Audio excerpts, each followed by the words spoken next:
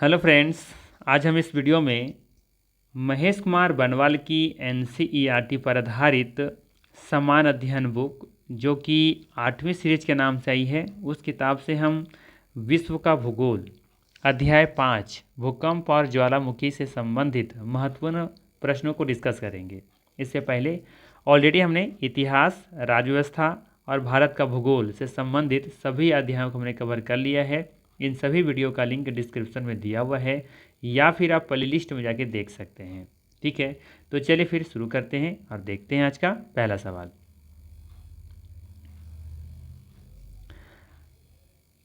आज का पहला सवाल है, पृथ्वी तल के नीचे के पिघले हुए चट्टान को क्या कहा जाता है। सवाल है, पृथ्वी तल के नीचे के पिघले हुए चट्टान को क्या कहा जाता है। ऑप्शन है बेसाल्ट, लैकोलिथ, लावा या फिर मैग्मा।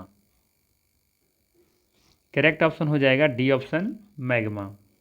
पृथ्वी तल के नीचे पिघले हुए चट्टान को मैग्मा कहा जाता है, जबकि ज्वालामुखी उद्गार के दौरान मैग्मा जब धरातल पर आती हैं तो उसके बाद उसे लावा के नाम से जानते हैं। ठीक है, ध्यान रखना है, पृथ्वी तल के नीचे के पिघले हुए चट्टान को क्या कहा जाता है, मैग्मा कहा जाता है, जबकि ज्वालामुखी उद्गार के बाद जब मैग्मा धरातल पर आती हैं तब उसे लावा कहते हैं। ठीक है, बाकी बेसाल्ट जो चट्टानें होती हैं, ध्यान रखना है, ये जो बेसाल्ट है, तो बेसाल्ट चट्टानों का निर्माण लावा के जमने के बाद ही होता है। ठीक है, जब लावा ये जम जाती है ना, तब ये बेसाल्ट चट्टानों का निर्माण होता है। ठीक है, तो यहाँ पे डी ऑप्शन बिल्कुल ही करेक्ट हो जाएगा। चलिए लेते हैं अगला सवाल। अगला सवाल है, ज्वालामुखी पर्वतमाला सामान्यतः कहाँ पाए जाते हैं। ज्वालामुखी पर्वतमाला सामान्यतः कहाँ पाए जाते हैं। ऑप्शन है प्रशांत महासागर, अटलांटिक महासागर, हिंद महासागर या फिर आर्कटिक महासागर। करेक्ट ऑप्शन हो जाएगा इसमें ए ऑप्शन, प्रशांत महासागर। ठीक है, ध्यान रखिएगा, करेक्ट ऑप्शन है यहाँ पे प्रशांत महासागर, ध्यान दीजिएगा। विश्व के ज्वालामुखियों का लगभग कितना 2/3 भाग प्रशांत महासागर के तटीय भागों में पाया जाता है। याद रखनी है, विश्व के ज्वालामुखियों का लगभग आप देखेंगे तो 2/3 भाग कहाँ देखने को मिलेगा, प्रशांत महासागर के तटीय भागों में। ज्वालामुखी की इस तटीय श्रृंखला को प्रशांत महासागर का ज्वालावृत्त या फिर fire grid of the Pacific कहा जाता है, या फिर इसे रिंग ऑफ फायर भी कहा जाता है। तो ये भी सवाल पूछा जाता है ना कि रिंग्स ऑफ फायर कहाँ देखने को मिलते हैं या कहाँ पाए जाते हैं, तो ये प्रशांत महासागर में पाए जाते हैं। ठीक है, हिंदी में इसे कहेंगे अग्नि वलय। यह पेटी अंटार्कटिक के एरेबस पर्वत से प्रारंभ होकर के दक्षिण अमेरिका के पश्चिमी तट के सहारे मुख्यतः एंडीज पर्वतमाला का अनुसरण करते हुए उत्तरी अमेरिका के रॉकीज पर्वत के ज्वालामुखियों को सम्मिलित करके पश्चिम तटीय भागों के सहारे अलास्का तक ये फैले हुए हैं। ये इतनी बातें यहाँ से जो लिखी गई है ना, ये बातें तभी समझ में आएगी जब आपका मैप कॉन्सेप्ट क्लियर होगा। ठीक है, चलिए लेते हैं अगला सवाल। अगला सवाल है, लैकोलिथ और बैथोलिथ के निर्माण का संबंध किससे है। सवाल है, लैकोलिथ बैथोलिथ के निर्माण का संबंध किससे है। ऑप्शन है भूकंप, नदी अपरदन, ज्वालामुखी या फिर हिमस्खलन। तो याद रखिएगा, लैकोलिथ और बैथोलिथ का निर्माण का संबंध ये ज्वालामुखी से है। सी ऑप्शन बिल्कुल यहाँ पे सही होगा। ठीक है ना, ध्यान रखना यहाँ पे कि जब ज्वालामुखी लावा भूपटल के आंतरिक भाग में ठंडा होकर के जम जाता है ना, तो कई भू आकृतियों का निर्माण होता है। कहाँ, पृथ्वी के अंदर, या कह सकते हैं भूपटल के अंदर, जैसे batholith, laccolith, lopolith, phacolith, sill, dyke, है ना, ये सभी क्या है, ये सभी ज्वालामुखी से संबंधित हैं। ठीक है, तो क्या होता है कि जब ज्वालामुखी लावा भूपटल के अंदर ही आंतरिक भाग में ठंडा होकर जम जाता है ना, तो उन्हें अलग अलग जब आकृतियाँ बनती हैं तो अलग अलग आकृतियों को अलग अलग नाम से जानते हैं, जैसे कि batholith, laccolith, lopolith, phacolith, dyke है, सील है ना। तो ये आपको याद रखना है, ये सभी ज्वालामुखी से संबंधित है ये। ठीक है, सिंपल सा। चलिए लेते हैं अगला सवाल। अगला सवाल है कि भूकंप को खाली स्थान भी कहा जाता है, टीचर, कंपन, है ना, या फिर टेम्पर, या इनमें से कोई नहीं। तो आसान सा इसका सही आंसर हो जाएगा कंपन। इसे और क्या कहते हैं, कंपन कहते हैं। भूकंप को कंपन भी कहा जा सकता है या कहते हैं। सीधी सी बात है, भूमि का कंपना ही क्या है, भूकंप है ना। तो बी ऑप्शन यहाँ पे बिल्कुल ही सही है।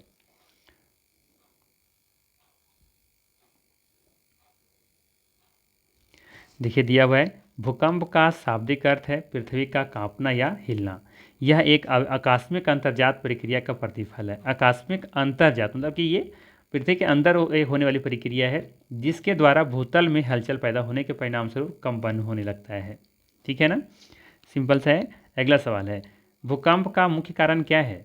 भूकंप का मुख्य कारण क्या है? अनाच्छादन, विवर्तनिक, या फिर भू परिभ्रमण, या फिर भू घूर्णन। क्या है इसका पीछे रीजन? तो इसका है रीजन है विवर्तनिक, अर्थात यहाँ पे बी ऑप्शन बिल्कुल ही क्या हो जाएगा, सही आंसर हो जाएगा, विवर्तनिक। ठीक है, ध्यान दीजिएगा।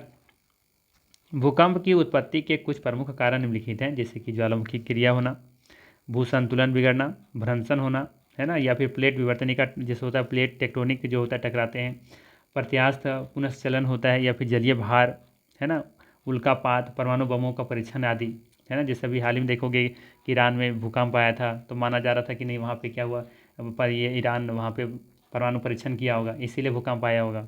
इसके पीछे क्या रीजन था किसी को पता नहीं चला, है ना। अब क्या इसमें सच्चाई था ये तो देखने वाली बात होगी, है ना। बट वहाँ पे कहा गया ऐसा, लोग माना कि वैसा वहाँ मान्यता थी, माना गया ऐसा कि भूकंप आने के पीछे रीजन ये था कि ईरान ने परमाणु परीक्षण कर लिया है ना। तो ये परमाणु बमों का परीक्षण से भी क्या होता है, भूकंप आता है। ठीक है, चलिए लेते हैं अगला सवाल। अगला सवाल है कि एक ही समय में कंपन करने वाले स्थानों को मिलाने वाली रेखाओं को क्या कहते हैं? ऑप्शन है सहभूकंप रेखाएं, भूकंप रेखाएं, समदाब रेखा, या फिर सम भूकंप रेखाएं। सही आंसर हो जाएगा यहाँ पे, ध्यान रखिएगा, ऑप्शन नंबर ए सहभूकंप रेखाएं।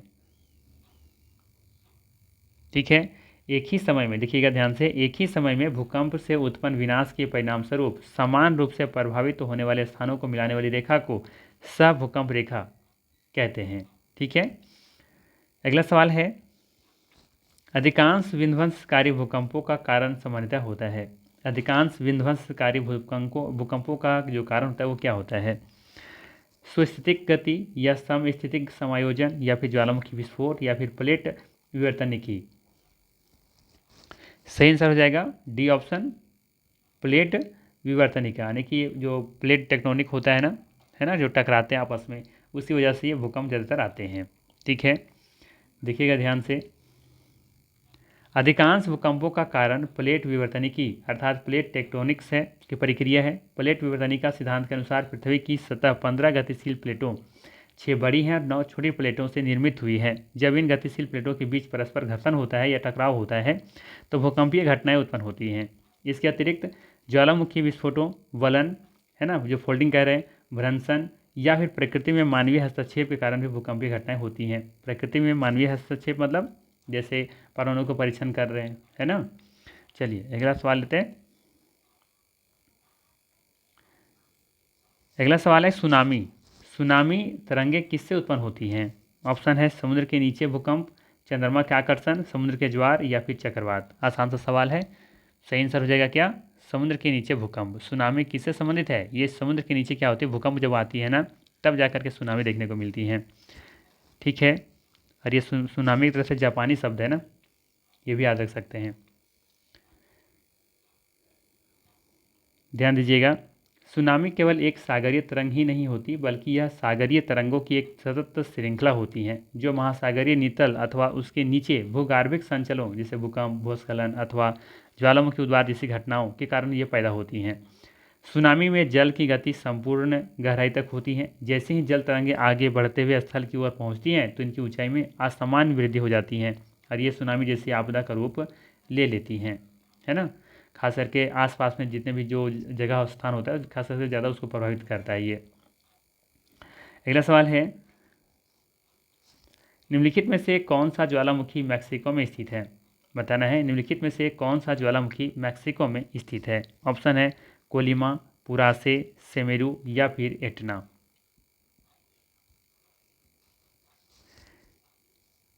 सही आंसर हो जाएगा इसका ये ऑप्शन कोलिमा। याद रखना है कोलिमा ज्वालामुखी मैक्सिको में स्थित सक्रिय ज्वालामुखी है, एक्टिव ये वैल्केनो है ना। इसको वैल्केनो ऑफ फायर भी कहा जाता है, वैल्केनो ऑफ फायर। ठीक है, ये भी याद रखिएगा। देखिए दिया हुआ है यहाँ पर, ये जो आपका कोलिमा ज्वालामुखी है ना इसे क्या कहते हैं, volcano of fire, Vulcan of fire के नाम से भी ये जाना जाता है। अगला सवाल है, ज्वालामुखी के कीप के आकार के मुख को क्या कहा जाता है? ज्वालामुखी के कीप के आकार के मुख को क्या कहा जाता है? कुछ ऐसा रहता है ना, और कुछ इस तरह की जो कीप जैसा रहता है, तो ये वाला जो पॉइंट है इसे क्या कहा जाता है? ठीक है, केंद्र ऑप्शन में दे रखा है, केंद्र कहा जाता है, या फिर ऊपरी केंद्र, या फिर क्रेटर कहा जाता है, या फिर सिंडर शंकु कहा जाता है। तो इसका आसान सा सवाल का आंसर होगा केंद्र, ये माफ़ कीजिएगा क्रेटर। ठीक है, क्या कहा जाता है? क्रेटर कहा जाता है। ज्वालामुखी के कीप के आकार के मुख्य को क्या कहा जाता है? क्रेटर। ये क्या है? ये क्रेटर है। ध्यान दीजिएगा, ज्वालामुखी के छिद्र के ऊपर स्थित गर्त को क्रेटर या फिर ज्वालामुखी का मुख कहते हैं, जो प्रायः कीपाकार होते हैं। इनका ढाल शंकु के आकृति का होता है। उदाहरण के लिए सिंडर शंकु के अंदर निर्मित क्रेटर का ढाल 25 डिग्री से 30 डिग्री के बीच होता है। जैसे जैसे शंकु का विस्तार होता है, उसके क्रेटर का आकार भी बढ़ता जाता है। ठीक है, सिंपल सा है कि जैसे जैसे शंकु का विस्तार होगा, उसके क्रेटर का आकार भी क्या होगा? बड़ा होते चला जाएगा। अगला सवाल है, भूकंप के परिणाम को मापने के यंत्र को क्या कहा जाता है? भूकंप के परिमाण को मापने के यंत्र को क्या कहा जाता है? आइडियोग्राफ, पेंटोग्राफ, आग्रोग्राफ या फिर सिस्मोग्राफ? सही आंसर हो जाएगा सिस्मोग्राफ। ठीक है, भूकंप के परिमाण को मापने वाले यंत्र को क्या कहा जाता है? सिस्मोग्राफ कहा जाता है। वह यंत्र जिसके सहायता से भूकंपीय तरंगों की तीव्रता परिमाण का मापन किया जाता है, उसे भूकंप लेखी या फिर सिस्मोग्राफ कहते हैं। इसके 3 स्केल हैं, रॉसी फेरल स्केल, मार्केली स्केल और तीसरा है रिएक्टर स्केल। ठीक है, ध्यान रखिएगा, रॉसी स्केल का जो मापक होता है वो 1 से 11 के बीच होता है, जबकि मार्केली स्केल 1 से 12 के बीच मापक होता है, जबकि रिएक्टर स्केल आप देखेंगे तो 0 से लेकर के 10 तक के बीच के मापता है। ठीक है, चलिए अगला सवाल लेते हैं।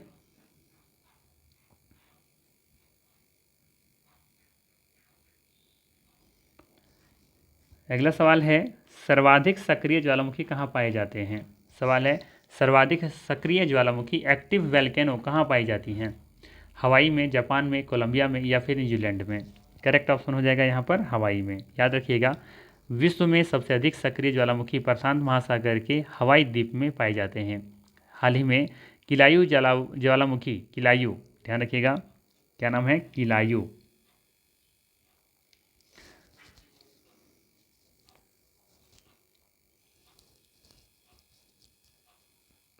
ठीक है, ध्यान रखिएगा किलायू ज्वालामुखी, ये में हाल ही में देखेंगे तो यहाँ पे किलायू ज्वालामुखी में विस्फोट हुआ है, जो हवाई द्वीप में ही ये स्थित है।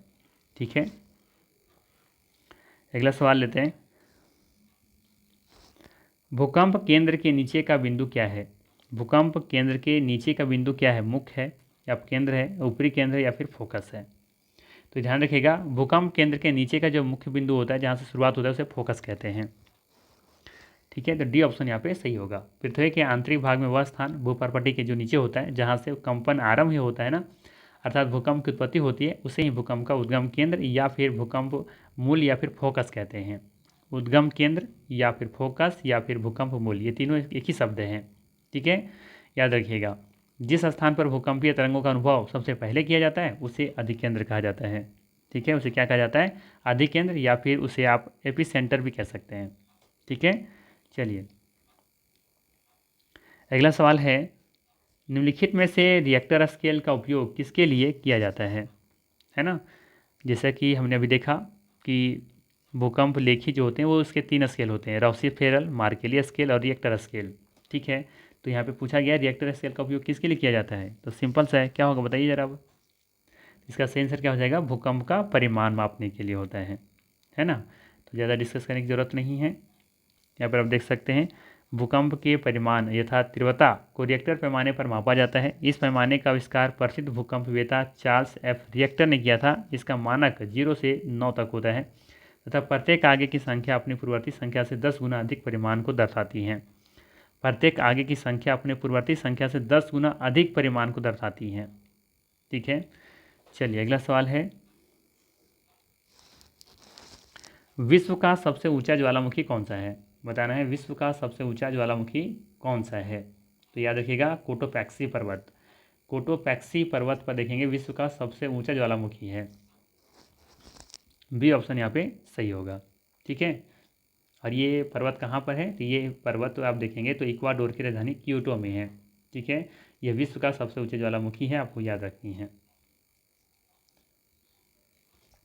जबकि ये आप देखेंगे फिजियामा पर्वत, ये जापान में है। ठीक है, और ये जापान का सबसे ऊंचा पर्वत है फिजियामा। ठीक है, याद रख सकिएगा फिजियामा पर्वत जापान का, ये जापान में स्थित है और ये जापान का सबसे ऊंचा पर्वत भी है। ठीक है, फिजियामा पर्वत। वहीं बात करें एटना के बारे में, है ना, इस एटना के बारे में अगर बात करें हम, तो ये एटना पर्वत आप देखेंगे कि इटली में है। कहाँ पर है, इटली में है। ये इटली में स्थित है और ये यूरोप का सबसे सक्रिय ज्वालामुखी है। एटना पर्वत के बारे में याद रखिएगा कि एटना जो यहाँ पे एटना ज्वालामुखी है जो कि यूरोप का सबसे बड़ा सक्रिय एक्टिव वैल्केनो है यहाँ पे। ठीक है, और ये विश्व के सबसे बड़े ज्वालामुखियों में से एक है। ठीक है, वहीं बात करें किलिमंजारो के बारे में, तो ये याद रखना है ये ज्वालामुखी कहाँ पर है, ये आप देखेंगे कि अफ्रीका में है। ठीक है, ये अफ्रीका की सबसे ऊंचा स्थान भी है। ठीक है, तो आपको याद रखनी है कि यह ज्वालामुखी पर्वतमाला आसपास के मैदानों के ऊपर शानदार अलगाव में स्थित है ना, जिसकी बर्फीली चोटी सावाना के ऊपर दिखाई देती हैं। यह पर्वत जंगलों से घिरा हुआ है। ठीक है, तो याद रखना है किलिमंजारो के बारे में, है ना, ये कह सकते हैं अफ्रीका का सबसे बड़ा पर्वत है। चलिए लेते हैं अगला सवाल।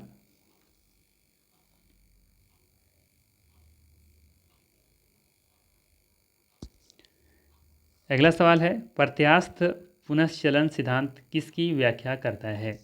सवाल है प्रत्यास्थ पुनश्चलन सिद्धांत किसकी व्याख्या करता है। ज्वालामुखी, भूकंप, चक्रवात, भूकंप व ज्वालामुखी। सही आंसर हो जाएगा यहाँ पे ज्वालामुखी, माफ़ कीजिएगा भूकंप। ठीक है, क्या होगा, भूकंप होगा। प्रत्यास्थ पुनश्चलन सिद्धांत भूकंप की व्याख्या करता है। ठीक है, ध्यान दीजिएगा प्रत्यास्थ पुनश्चलन सिद्धांत के द्वारा भूकंप का पूर्वानुमान लगाया जाता है। इस सिद्धांत के प्रतिपादक H.F. रीड हैं। इनके अनुसार प्रत्येक चट्टान में तनाव सहन करने की एक निश्चित सीमा होती है, जिससे अधिक बल उत्पन्न होने पर चट्टानें टूट जाती हैं व टूटा हुआ भाग पुनः अपने स्थान पर आ जाता है, जिससे भ्रंशन की क्रिया घटित होती हैं, जिसके कारण भूकंप के लिए अनिवार्य स्थिति उत्पन्न होती हैं। ठीक है, चलिए अगला सवाल लेते हैं। अगला सवाल है भूकंप मूल्य की गहराई के आधार पर भूकंपों को कितने वर्गों में विभाजित किया गया है। भूकंप मूल्य की गहराई के आधार पर भूकंपों को कितने वर्गों में विभाजित किया गया है। ऑप्शन है 3, 4, 2, 5 भूकंप। सही आंसर हो जाएगा यहाँ पर 3। ध्यान रखिएगा भूकंप मूल्य की गहराई के आधार पर भूकंपों को 3 वर्गों में विभाजित किया गया है। पहला है समान भूकंप जो कि 0 से 50 किलोमीटर। दूसरा है मध्यवर्ती भूकंप जो कि 50 से लेकर के 250 किलोमीटर के बीच होता है। जबकि गहरे या फिर पतालीय भूकंप जो होता है ये 250 से लेकर के 700 किलोमीटर के बीच होता है। ठीक है, चलिए अगला सवाल है अंतः सागरीय भूकंपों द्वारा उत्पन्न समुद्री लहरों को क्या कहा जाता है। सवाल है अंतः सागरीय भूकंपों के द्वारा उत्पन्न समुद्री लहरों को क्या कहा जाता है। ऑप्शन है चक्रवात, जलीय भंवर, सुनामी या फिर प्रतिविश्वतीय धाराएं। आंसर तो समझ में आ ही गया होगा, क्या होगा, क्या हो जाएगा, सुनामी। अंतः सागरीय भूकंपों के द्वारा उत्पन्न समुद्री लहरों को सुनामी कहा जाता है। ठीक है, यह अत्यंत विनाशकारी तरंगें होती हैं। सुनामी जापानी भाषा का शब्द है, जैसा कि हमने पहले ही बताया, है ना, जो सु और नामी शब्दों से मिलकर के बना हुआ है, जिसमें सु का अर्थ होता है बंदरगाह और नामी का अर्थ होता है विनाशकारी लहरें। सुनामी लहरों की गति अपने उत्पत्ति स्थान पर अधिक तीव्र तथा ऊंचाई 2 से 3 मीटर ये होती है, परंतु जैसे जैसे ये तटीय क्षेत्र की ओर बढ़ती हैं तो इनकी गति धीमी व ऊंचाई में अकस्मात वृद्धि हो जाती है और ये व्यापक विनाश का कारण बनती हैं। ठीक है, तो सिंपल सा आपको याद रखना है सुनामी एक जापानी शब्द है। ठीक है, और ये अंतःसागरीय भूकंपों द्वारा उत्पन्न समुद्री लहरों को क्या कहा जाता है, सुनामी कहा जाता है। ठीक है, चलिए लेते हैं अब अगला सवाल, क्वेश्चन नंबर 19। सवाल है कि भूकंप आने से पहले वायुमंडल में कौन सी गैस की मात्रा में वृद्धि हो जाती है। भूकंप आने से पहले वायुमंडल में कौन सी गैस की मात्रा में वृद्धि हो जाती है। जेनॉन, रेडॉन, ओजोन और या फिर मेथेन। सही आंसर हो जाएगा यहाँ पे रेडॉन, ठीक है, जो कि एक कह सकते हैं कि नोबल गैस है, ठीक है, रेडॉन। भूकंप आने से पहले वायुमंडल में रेडॉन गैस की मात्रा में वृद्धि हो जाती है, ठीक है। और इसके बारे में याद रख सकते हैं कि ये जो गैस है यह एक प्राकृतिक रूप से पाई जाने वाली रेडियो एक्टिव गैस है। यह रंगहीन होती है, गंधहीन होती है और निष्क्रिय होती हैं, ठीक है, जो फेफड़ों के कैंसर का कारण भी बनती हैं, रेडॉन गैस, ठीक है। अगला सवाल है, भूकंप रेखा का आकार प्रायः कैसा होता है? भूकंप रेखा का आकार प्रायः कैसा होता है? नियमित होता है या फिर अनियमित होता है या वृत्ताकार होता है या फिर एक रेखीय होता है? तो याद रखिएगा, भूकंप रेखा का आकार प्रायः अनियमित होता है, अर्थात यहाँ पे बी ऑप्शन सही होगा। समान भूकंपीय तीव्रता वाले स्थानों को मिलाने वाली रेखा को आइसोसीस्मल रेखा कहते हैं। इसका आकार अनियमित होता है। एक ही समय पर आने वाले भूकंपीय क्षेत्रों को मिलाने वाली रेखा को हिमोसिस्मल रेखा कहते हैं, ठीक है। अगला सवाल है, अग्निवलय या फिर रिंग्स ऑफ फायर, जिसके बारे में हम लोग पहले ही बात कर चुके हैं, जो कि प्रशांत महासागर में स्थित है ना, कि उस विशाल क्षेत्र को कहते हैं जहां कुल भूकंप का खाली स्थान आता है। मतलब यहाँ पे कितना भूकंप आता है, भूकंप का कुल कितना % यहीं पे देखने को मिलता है रिंग्स ऑफ फायर में, जो कि प्रशांत महासागर में स्थित है, 68%, 40%, 30% या फिर 25%। तो याद रखिएगा, दुनिया में सबसे ज़्यादा हम लोग जानते हैं कि वो ये जो ज्वालामुखी जो उठते हैं, है ना, रिंग्स ऑफ फायर जो है वो कहाँ पे हैं, भूकंप कहाँ आता है, ये प्रशांत महासागर में आता है, ठीक है। तो ये 68% लगभग आपको यहीं पर देखने को मिलेगा, ठीक है। तो रिंग्स ऑफ फायर प्रशांत महासागर के उस विशाल क्षेत्र को कहते हैं जहाँ कुल भूकंप का कितना % आता है, 68% यहाँ पे आता है भूकंप, ठीक है। देख सकते हैं, प्रशांत मेखला में विनाशात्मक किनारों पर प्राप्त होने वाले ज्वालामुखी की एक लंबी श्रृंखला के कारण इस क्षेत्र को अग्नि वलय या फिर रिंग्स ऑफ फायर कहते हैं, जहां विश्व के लगभग 65%, है ना, तो ऑप्शन में 68 है तो 68 मान के चलेंगे, से अधिक भूकंप आते हैं। यह पेटी अंटार्कटिका के माउंट एरेबस से प्रारंभ होकर के एंडीज व रॉकीज पर्वत से होते हुए ये मध्य महाद्वीपीय पेटी में मिल जाती हैं, ठीक है। चलिए अगला सवाल है, कौन सी घटना धरातल पर नहीं घटित होती हैं? सवाल है कि कौन सी घटना धरातल पर नहीं घटित होती हैं? ज्वालामुखी, अवक्षय, अपरदन या फिर सुनामी। सही आंसर हो जाएगा मेरे पास डी ऑप्शन, सुनामी। कौन सी घटना धरातल पर नहीं घटित होती है? ये सुनामी। सुनामी अब देखेंगे कि धरातल पर ये घटित नहीं होती हैं, ध्यान दीजिएगा। सुनामी धरातल पर घटित नहीं होती हैं, जबकि ज्वालामुखी उद्गार, अपक्षय, चट्टानों के अपने स्थान पर छोटे छोटे कणों में टूटकर गिरना तथा अपरदन, चट्टानों या मृदा के महीन कणों को जल या वायु के द्वारा बहाव धरातल पर घटित होने वाली सक्रियाएं हैं, जबकि आप देखेंगे सुनामी ये महासागरीय घटनाएं हैं, ठीक है। तो ये था महत्वपूर्ण 22 प्रश्न। अगर ये वीडियो अच्छा लगा हो तो लाइक ज़रूर कीजिएगा, चैनल पर नए हैं तो सब्सक्राइब कीजिएगा। बाकी फिर हम लोग मिलते हैं इसी तरह के नेक्स्ट वीडियो में। Thanks for watching.